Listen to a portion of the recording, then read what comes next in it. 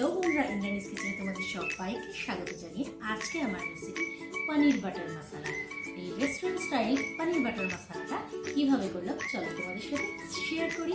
রেসিপিটা ভালো লাগলে লাইক করবে, শেয়ার করবে, সাবস্ক্রাইব করে পাশে থাকা বেলটা প্রেস করে দেবে।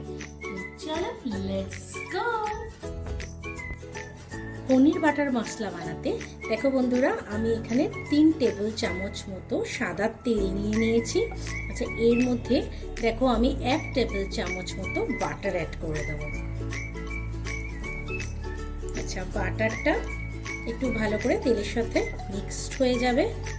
যখন এটা গরম হয়ে যাবে তারপর সব উপকরণগুলো আমরা এর মধ্যে দেবো।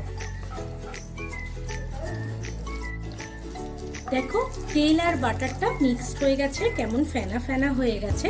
এই রকম অবস্থাতে আমি এর মধ্যে গোলমরিচ, গরম মশলার মধ্যে আছে হচ্ছে দেখো দারচিনি, এলাচ আর লবঙ্গ, এইটা ফোড়ন দিয়ে দেবো। আর এর মধ্যে আমি জিরে দেবো, এই যে অল্প করে জিরে আমি এর মধ্যে দিয়ে দেবো। তারপর এটাকে একটুখানি ভাজা ভাজা হতে দেবে। এটা একটু ভাজা ভাজা হয়েছে, দুটো তেজপাতা আমি এর মধ্যে অ্যাড করে দেবো। এখন দেখো আমি এখানে দুটো বড় সাইজের পেঁয়াজ ছোট ছোট করে কেটে রেখেছি। এটা আমি এই বাটার আর তেলের মধ্যে দিয়ে দেবো। আচ্ছা, এটাকে আমি অল্প আঁচে ভাজবো, হ্যাঁ, একদম ফুল করে দেবে না আঁচটা, অল্প আঁচে ভাজবো। আর পুরো একদম সোনালি করে ভাজার কোনো দরকার নেই, হালকা করে আগে ভাজবো এটাকে। দেখছো বন্ধুরা, আমি লো ফ্লেমে এই পেঁয়াজটাকে ভাজছি, আস্তে আস্তে কিন্তু কালারটা এর চেঞ্জ হচ্ছে। একটু টাইম নিয়ে ভাজবে, কম আছে ভাজলে তো একটু টাইম লাগবে, তাহলে দেখবে একটা টেস্টি রেসিপি তোমাদের তৈরি হয়ে যাবে। এখন দেখো আমি এই পেঁয়াজটার মধ্যে আদা আর রসুন বাটাটা অ্যাড করে দেব। আমি এখানে রসুন নিয়েছি 6-7 কোয়া মতো, আর আদা আমি অল্প পরিমাণে নিয়েছি। দেখো আমার এখানে আদা, পেঁয়াজ, রসুন সব ভালো মতোই ভাজা হয়ে গেছে।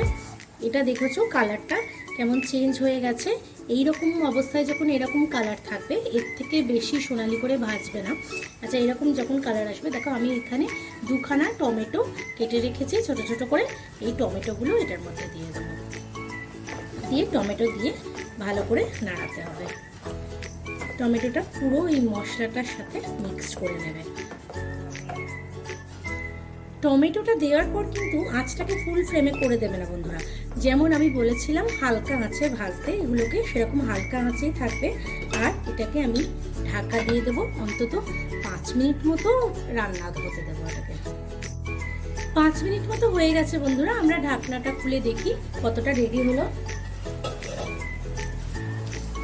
হ্যাঁ দেখো, অনেকটাই টমেটোটা পুরো গলে গলে গেছে। এইরকমভাবে গলে গলে যাবে, ততক্ষণ অবধি টমেটোটাকে রান্না করে নেবে।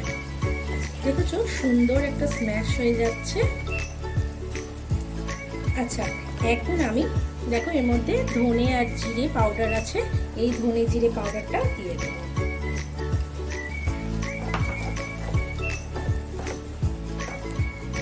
আর দেখো আমার কাছে লাল লঙ্কার গুঁড়ো আছে, এই লাল লঙ্কার গুঁড়োটাও এর মধ্যে অ্যাড করে দেবো। এই লাল লঙ্কার গুঁড়োটা দেওয়াতে একটু স্পাইসি তো হবেই বন্ধুরা, আর তার সাথে কালারটাও খুব সুন্দর আসে। দেখেছো একটা লাল আরো সুন্দর একটা কালার এসে গেছে। আচ্ছা, এটাকে ততক্ষণ আমরা নাড়তে থাকবো যতক্ষণ না এই যে আমি ধনে জিরেটা আবার দিলাম, এই ধনে জিরেটার গন্ধটা চলে যায়। দেখো বন্ধুরা, এবার আমি এর মধ্যে অল্প পরিমাণ হলুদ গুঁড়ো অ্যাড করে দেবো। তারপর এটাকে আবার একটু ভালো করে মিক্সড করে নেব, আর এই গ্যাসটা অফ করে দেবো। আর এটাকে একদম ঠান্ডা করে তারপর এটাকে মিক্সিতে ব্লেন্ড করে আনবো। দেখো হলুদ, ধনে, জিরে গুঁড়ো যেগুলো আমি পরে দিলাম, সেগুলো আমি ভালো করে কিছুক্ষণের জন্য একটু মিক্সড করে নিয়েছি। এবার গ্যাসটাকে অফ করে দিই। আচ্ছা, যখন ঠান্ডা হয়ে যাবে তখনই কিন্তু মিক্সিতে দেবে, গরম গরম অবস্থায় কিন্তু মিক্সিতে দিয়ে এটাকে পেস্ট করবে।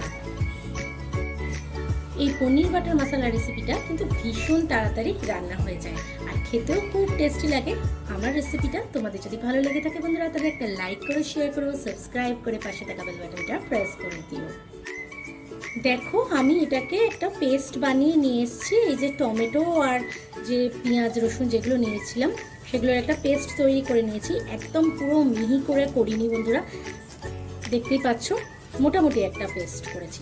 আর হ্যাঁ, পেস্ট করার আগে কিন্তু তেজপাতা দুটো ফেলে দেবে। আমি এখানে একটা কড়া নিয়ে নিয়েছি, ওই কড়াটাতেই রান্না করছি। আর কোনো তেল মশলা কিছু নেব না, কারণ এর মধ্যে অনেকটা পরিমাণেই বাটার আর তেল আছে, সাদা তেল। আমি এটা এর মধ্যে দিয়ে দিলাম।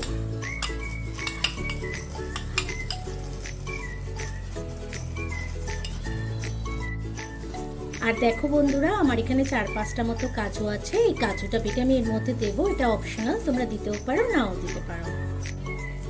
এই দেখো বন্ধুরা, আমি কাজু পেস্টটা রেডি করে নিয়েছি। আমি একদম কিন্তু মিহি করিনি, এরকম একটু দানা দানা মতো আছে সেরকম করে নিয়ে এসেছি, তাহলে খাওয়ার সময় কাজুটা মুখে পড়লে খুব ভালো লাগে। কাজুটা এর মধ্যে দিয়ে দেবো।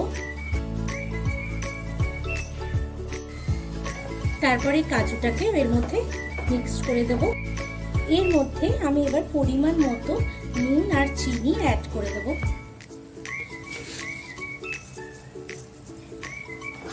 তারপর আবার এটাকে একটু নাড়িয়ে নেবে বন্ধুরা, পুরো ভালো করে মিক্সড করে নেবে এটাকে।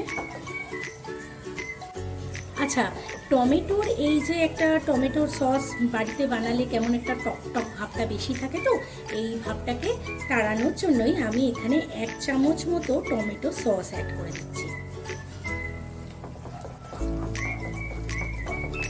টমেটো সসটাকেও এর সাথে ভালো করে মিক্স করে নেবে।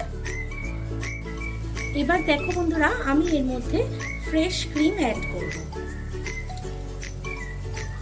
আচ্ছা, খানিকটা পরিমাণ ফ্রেশ ক্রিম অ্যাড করে দিলাম। তারপর আবার এর সাথে এই ফ্রেশ ক্রিমটাকে ভালো করে মিক্স করে দেবে। দেখছো কালারটা একদম চেঞ্জ হয়ে যাচ্ছে, কেমন একটু সাদা সাদা ভাব চলে এসছে এর মধ্যে।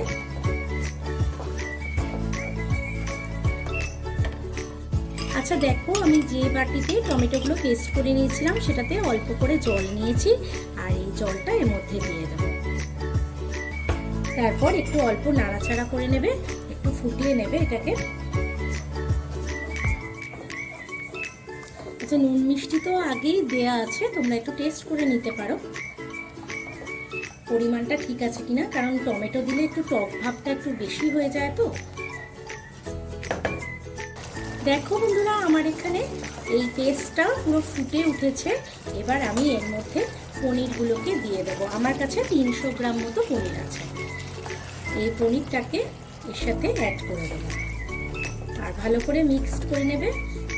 আর দেখো বন্ধুরা, আমার কাছে কসুরি মেথি আছে, এটাকে আমি একটুখানি হাতের সাহায্যে ক্রাশ করে নিয়েছি আর এটার মধ্যে দিয়ে দেবো। এই কসুরি মেথিটা দিলে গন্ধটা খুব সুন্দর আসে। আচ্ছা দেখো, ওর মধ্যে একটুখানি জল মিশিয়ে দিয়েছিলাম বলে অত ঘন আর নেই, একটু পাতলা আছে, তাতে এই পনিরের মধ্যে খুব ভালোভাবে সব বাটার বলো যাই বলো না কেন, মশলা টশলা সব এর মধ্যে ঢুকবে আর টেস্টটা ভীষণ ভালো হবে। তোমরা একটু জল অ্যাড করে দেবে আর এটাকে একটু ঢাকা দিয়ে রান্না করবে। ঢেকে দেবে অন্তত 3 মিনিট মতো ঢেকে দিলেই হবে। পনিরের মধ্যে পনির তো বেশি সেদ্ধ করার কোনো ব্যাপার নেই, তাড়াতাড়ি করে পনিরটা সেদ্ধ হয়ে যায়। আচ্ছা, তোমরা এখানে দেখছো যে আমি ভালো করে ফুটিয়ে কিন্তু এটা ঘন ঘন করে নিয়েছি। এবার আমি এটার মধ্যে অল্প পরিমাণ গরম মশলা দিয়ে দেবো। গরম মশলা দিয়ে এটাকে একটু নাড়াচাড়া করে দিয়েছি আর অফ করে দেব। আর এর মধ্যে আমি অল্প পরিমাণ ফ্রেশ ক্রিম, অল্প করে ফ্রেশ ক্রিম তখন তো দিয়েছিলাম, অল্প করে ফ্রেশ ক্রিম এর মধ্যে অ্যাড করে দেব।